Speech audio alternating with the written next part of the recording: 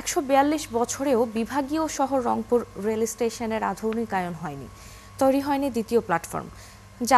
যাত্রী এবং এলাকার লোকজন জানান 1878 সালের 2রা জুলাই রংপুর রেল স্টেশন নির্মাণ হয়। সেই থেকে আজও স্টেশনটি আছে একই অবস্থায়। এতে দিনের পর দিন রেল যোগাযোগের সুবিধা থেকে বঞ্চিত হচ্ছে বৃহত্তর রংপুরের মানুষ। রংপুরের রেল ব্যবস্থাপনা নিয়ে শাহ বায়েজিদ আহমেদের ধারাবাহিক প্রতিবেদনের প্রথম পর্ব আজ। বাংলাদেশের দ্বিতীয় প্রাচীন জেলা রংপুর এখন বিভাগ হলেও রেল স্টেশনটি রয়ে গেছে 142 বছরের আগের অবস্থায়। কেউ কেউ বলেন দিন দিন জরাজীর্ণ হচ্ছে গোটা স্টেশন। কক্সবাজার স্টেশন এটা কিন্তু কোনো বিভাগীয় শহর না, জেলাও না, উপজেলা। সেই স্টেশন দেখলে মনে করেন মানুষ টাস্কি লাগিয়ে যায়।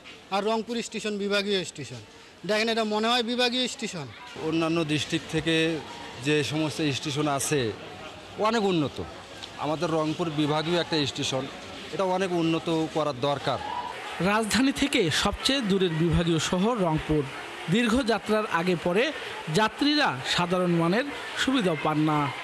তবে যাত্রীদের সবচেয়ে বেশি অভিযোগ পুরনো অবকাঠামো নিয়ে। সেই মান্দাত্তা আমলের রেলওয়ে স্টেশন শুধুমাত্র নামকা ওয়াস্তে বছরে বা 10 বছর পর টেন্ডার দিয়ে কিছু সংস্কার হয়, কিন্তু আমরা চেয়েছিলাম একটা আধুনিক রেলওয়ে স্টেশন। ক্ষুব্ধ লোকজন আরও জানান, বর্তমান অন্তর্বর্তী সরকারের প্রধান আশ্বাস দিয়ে বলেছিলেন উন্নয়নে রংপুর হবে দেশের 1 নম্বর জেলা, কিন্তু তার সেই কথার কোনো মিল পাননি গত 1 বছরে।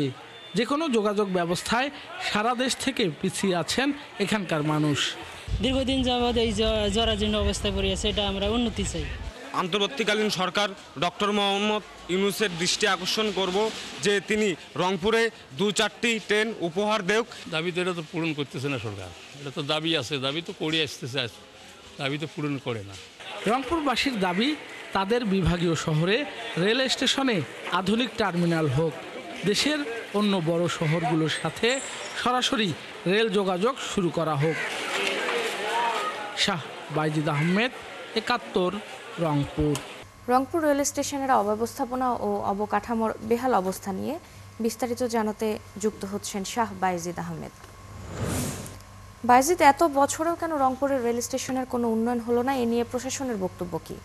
ফারজানা, আসলে এই যে আমার পিছনে যে স্থাপনা দেখতে পাচ্ছেন, প্রায় 100 বছর পুরনো এই স্থাপনা।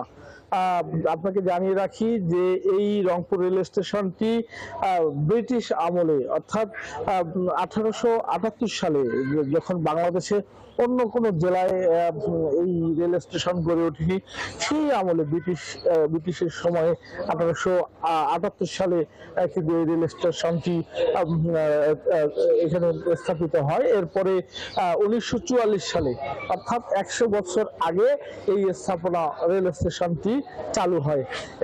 এই যে স্থাপনা, এরপরে কিন্তু রংপুরে আর কোনো রেলওয়ের যে উন্নয়ন সেটি কিন্তু হয়নি। এই পুরনো স্থাপনা এবং একেবারেই অপরিকল্পিতভাবে রেল স্টেশনটি দাঁড়িয়ে আছে আর 100 বছরের সাক্ষী হয়ে। আর সরকার এসেছে, সরকার গেছে, কিন্তু এই অঞ্চলের উন্নয়ন হয়নি রেলের ক্ষেত্রে।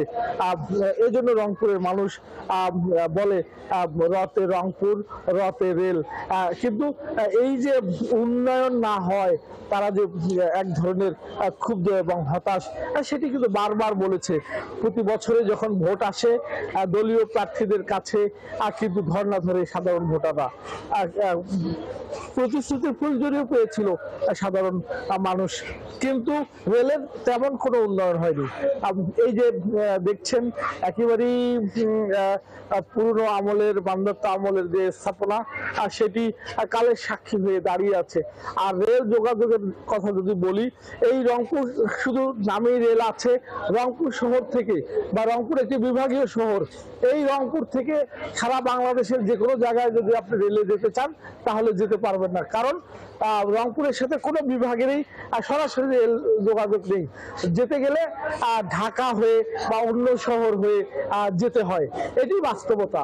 এবং এটি নিয়ে সাধারণ মানুষের সাথে আমি কথা বলেছি, আর তারা কিন্তু বিভিন্নভাবে তারা ক্ষোভ জানিয়েছেন যে কেন যেখানে ব্রিটিশ আমল চলে গেছে, পাকিস্তান আমল চলে গেছে, বাংলাদেশ এসেছে, স্বাধীনতার 54 বছরে এই রেলের তেমন উন্নয়ন হয়নি।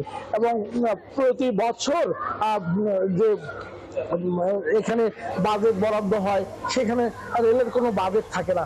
এবং আপনাকে জানিয়ে রাখি যে এর আগে যে রেলগুলো কুড়িগ্রাম এক্সপ্রেস, রংপুর এক্সপ্রেস চালু করা হয়েছিল, সেখানেও কিন্তু এই যে সড়ক পথের যে বিশেষ করে সড়ক পরিবহনের যে মাফিয়া যারা রয়েছে তারা কিন্তু কখনোই কোনোভাবে দাঁড়াতে দেননি। এবং সড়ক পথের যে মাফিয়া তারা এই রেল যোগাযোগ রংপুরের রেলকে কিন্তু উন্নত হতে দেয়নি। এর আগে রেলের মন্ত্রী ছিল রংপুর বিভাগের, কিন্তু রেলের তেমন কোনো উন্নয়ন হয়নি, সেটি নিয়ে মানুষের ক্ষোভ রয়েছে। ধন্যবাদ বায়েজিদ আমাদের সাথে যুক্ত হওয়ার জন্য। দর্শক, রংপুর রেল স্টেশনের বেহাল দশার খবর জানাচ্ছিলেন সহকর্মী শাহ বায়েজিদ আহমেদ।